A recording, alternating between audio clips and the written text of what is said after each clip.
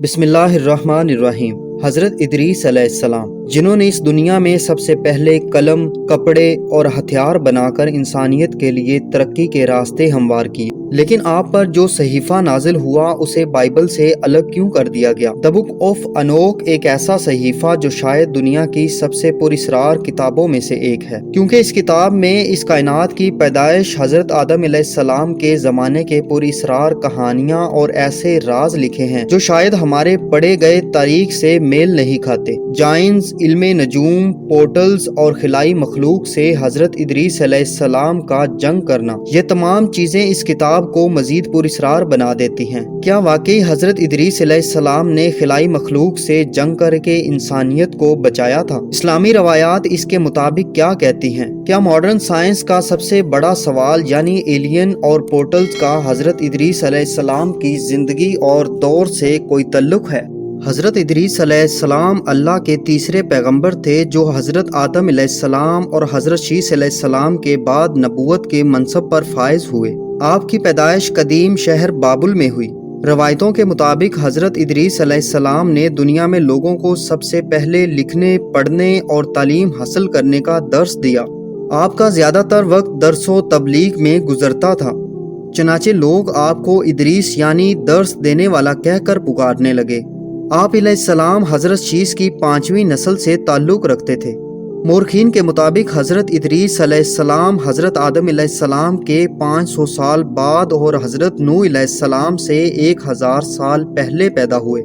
حضرت آدم علیہ السلام کے بیٹے حضرت شیس کا انتقال ہوا تو کچھ عرصے بعد ان کے پیروکار بہت کم تعداد میں باقی رہ گئے۔ قابیل کی اولاد نے کفر و شرک، بدکاری و بے حیائی کا بازار گرم کر رکھا تھا۔ زناکاری اور شراب نوشی عام تھی۔ ہر طرف بتوں کی پوجا اور آگ کی پرستش ہو رہی تھی۔ لہذا بنی آدم کی ہدایت و رہنمائی کے لیے اللہ نے حضرت ادریس علیہ السلام کا انتخاب کیا۔ نبوت کے منصب پر فائز ہوتے ہی آپ نے اپنی قوم کے بھٹکے ہوئے لوگوں میں واعظ و تبلیغ کا کام شروع کر دیا، لیکن وہ سب آپ کے دشمن بن گئے اور جو لوگ بھی حضرت ادریس علیہ السلام پر ایمان لائے ان لوگوں نے ان پر ظلم کرنا شروع کر دیا۔ لہذا حضرت ادریس علیہ السلام نے اپنے پیروکاروں کے ساتھ بابل سے ہجرت کرنے کا ارادہ کیا۔ حضرت ادریس علیہ السلام اہل ایمان کو لے کر مصر کی طرف چل پڑے اور دریائے نیل کے کنارے آباد ہو گئے۔ یہ ایک سرسبز و شاداب علاقہ تھا۔ حضرت ادریس اور آپ کے ساتھیوں نے یہاں دعوت و تبلیغ کا کام جاری رکھا اور ان لوگوں نے یہاں مختلف علوم سیکھ کر خوب ترقی کی۔ اللہ تعالیٰ نے قرآن مجید میں حضرت ادریس علیہ السلام کا ذکر یوں فرمایا ہے، اور اس کتاب میں ادریس کا بھی ذکر کیجئے، بے شک وہ بڑے سچے نبی تھے اور ہم نے ان کو بلند رتبے تک پہنچایا تھا۔ ناظرین، حضرت ادریس علیہ السلام نے ہی سب سے پہلے قلم سے لکھنا اور کپڑا سینا ایجاد کیا۔ ان سے پہلے لوگ عموماً جانوروں کی کھال کو بطور لباس استعمال کیا کرتے تھے۔ حضرت ادریس علیہ السلام وہ پہلے انسان تھے جنہیں علم نجوم اور علم الحساب یعنی آسٹرولوجی اور میتھمیٹکس کا علم بطور معجزہ عطا کیا گیا تھا۔ کہا جاتا ہے کہ آپ کو 72 زبانوں کا علم تھا اور دنیا کی تمام قدیمی زبان مثلاً عربی، سریانی، لاطینی، یونانی، عبرانی اور مصری زبان کی بنیاد آپ نے ہی رکھی تھی۔ حضرت ادریس پر 30 صحیفے نازل ہوئے جو اس وقت کے لوگوں کے لیے رہنمائی تھی۔ آپ نے اسلحہ اور ہتھیار بنانے کے فن کو عام کیا۔ مورخین نے لکھا ہے کہ چونکہ بنی قابیل بار بار آپ کے علاقے پر حملہ کیا کرتے تھے، لہذا آپ نے اسلحہ بنائی اور ان سے کئی بار خون ریز جنگ بھی لڑی۔ حضرت ادریس علیہ السلام نے 365 سال کی عمر پائی تھی۔ علماء و مفسرین اور بہت سے تابعین کا یہ قول ہے کہ حضرت ادریس علیہ السلام کو زندہ آسمان پر اٹھا لیا گیا تھا اور چوتھے آسمان پر آپ علیہ السلام کے روح کو قبض کیا گیا، جہاں نبی کریم صلی اللہ علیہ وسلم نے معراج کی رات آپ سے ملاقات فرمائی تھی۔ مشہور منصف جمال الدین الکفلی نے لکھا ہے کہ عراق و ایران کے سرحدی علاقوں میں آباد الکیمہ نامی ایک قوم حضرت ادریس علیہ السلام کی باقی بچے ماندہ قوم میں سے ہیں، جو صائبین کی ایک شاخ ہے۔ یہ لوگ خود کو ادریسی کہتے ہیں۔ یہ لوگ ستارے کو اپنے دینی رسومات کا ماخذ سمجھتے ہیں اور اپنی عیدیں اور قربانیاں ستاروں کے عروج اور رجوع کے وقت کے مطابق مقرر کرتے ہیں۔ قرآن و حدیث کے علاوہ حضرت ادریس علیہ السلام کی زندگی اور ان کے زمانے کے متعلق معلومات کے دو مزید ذرائع موجود ہیں۔ پہلا قدیم سمیری تختیاں اور دوسرا توریت کا گمشدہ صحیفہ یعنی دی بک آف انوک۔ سن 1946 میں بحر مردار کے کنارے ایک غار میں 900 قدیم صحیفے دریافت ہوئے۔ یہ وہی صحیفہ ہے جو نوح یعنی حضرت ادریس علیہ السلام پر نازل ہوا۔ ان صحیفوں میں ایک بڑا صحیفہ توریت کے گمشدہ حصوں کا تھا جسے آج ہم دی بک آف انوک کہتے ہیں۔ بک آف انوک میں تاریخ انسانی کی ایک مختلف کہانی ملتی ہے جس میں حضرت نوح کے زمانے تک کے واقعات لکھے گئے ہیں۔ اس صحیفے میں ایک خاص قسم کی مخلوق کا ذکر ہے جسے دی واچرز کہا جاتا ہے۔ انجیل میں انہیں فالن اینجلز کہا جاتا ہے۔ اس صحیفے کے مطابق حضرت ادریس علیہ السلام کے زمانے میں جیسے جیسے اس زمین پر انسانوں کی آبادی بڑھنے لگی تو زمین کی کچھ چیزیں آسمان کے فرشتوں کو نظر آنے لگی۔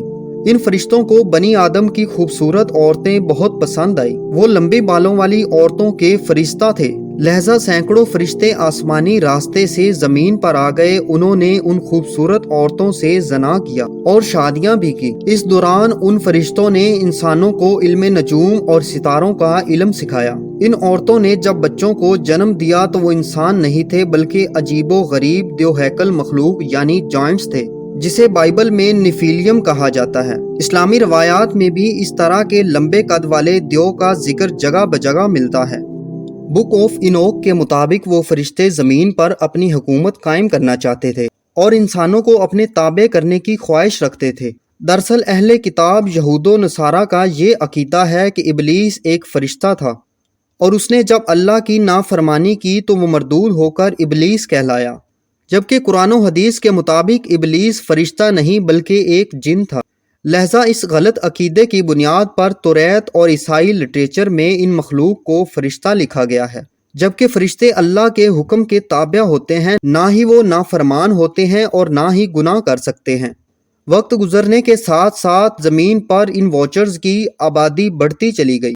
انہوں نے انسانوں اور جانوروں کو کھانا شروع کر دیا اور زمین میں خوب فساد ہوا، لہذا خدا نے زمین پر ایک فرشتہ بھیجا جس کا نام عزازیل تھا۔ اس نے انسانوں کو ہتھیار بنانا سکھایا۔ اس فرشتے نے انسانوں کو ستارے، سیارے اور کائنات کے متعلق علوم سکھائے، اور اسی نے نوح یعنی حضرت ادریس علیہ السلام کو جنگ کرنے کے طریقے بھی سکھائے۔ جب ان واچرز کے جرائم حد سے زیادہ بڑھ گئے تو اللہ کی طرف سے ان پر عذاب نازل کرنے کا فیصلہ ہوا، لہذا وہ واچرز حضرت ادریس علیہ السلام کے پاس آئے اور انہوں نے اللہ سے اپنی سفارش کروائی، لیکن ان کی سفارش قبول نہیں کی گئی اور آسمان سے حضرت جبرائیل و میکائیل کی فوج نازل ہوئی۔ اس فوج نے ان کو زمین کے تہہ میں دفن کر دیا جہاں وہ 70 نسل یا قیامت تک یوں ہی دفن رہیں گے۔ حضرت ادریس علیہ السلام کا ذکر قدیم سمیری تختیوں میں بھی ملتا ہے۔ ان سمیری ٹیبلٹس کے مطابق خنوخ کے دور میں آسمان کے راستے سے اس زمین پر دوسری مخلوق آئی تھی جن کا نام انوناکی تھا۔ سمیری انہیں خدا مانتے تھے اور ان کی پوجا کیا کرتے تھے۔ ماڈرن ریسرچر کے مطابق انوناکی دراصل ایلینز کی ایک نسل تھی جو اس زمین پر آئی تھی۔ ان انوناکی نے ہی انسانوں کو میٹل پروسیسنگ اور مائننگ کا کام سکھایا۔ اس کے علاوہ اسٹرونومی، سائنس، میتھمیٹکس، کاسمیٹکس کا استعمال اور ہتھیار بنانا بھی سکھایا، جس کی وجہ سے انسانی تہذیب پروان چڑھی۔ اسرائیلی روایات، صحیفہ انوک اور سمیرین ٹیبلٹس کے ساتھ اگر اسلامی روایات کو جوڑا جائے تو حضرت ادریس علیہ السلام کے دور کا ایک ایسا خاکہ بنتا ہے جس سے دوسرے سیارے پر خلائی مخلوقات کی موجودگی اور پورٹلز کی موجودگی ثابت ہوتی ہے۔ عین ممکن ہے کہ وہ فالن اینجلز، واچرز یا انوناکی کوئی خلائی مخلوق ہوں جو دوسرے پلینٹ سے ہماری زمین پر حملہ آور ہوئے ہوں اور جن سے حضرت ادریس علیہ السلام نے جنگ کیا اور انسانی تہذیب کو بچایا۔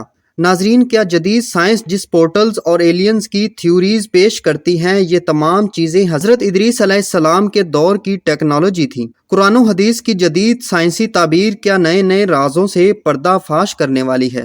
ناظرین، یہ تھی ہماری آج کی ویڈیو۔ اگر آپ کو ہماری یہ ویڈیو پسند آئی ہے تو ہمارے چینل کو سبسکرائب اور ویڈیو کو لائک اور کمنٹ ضرور کیجیے۔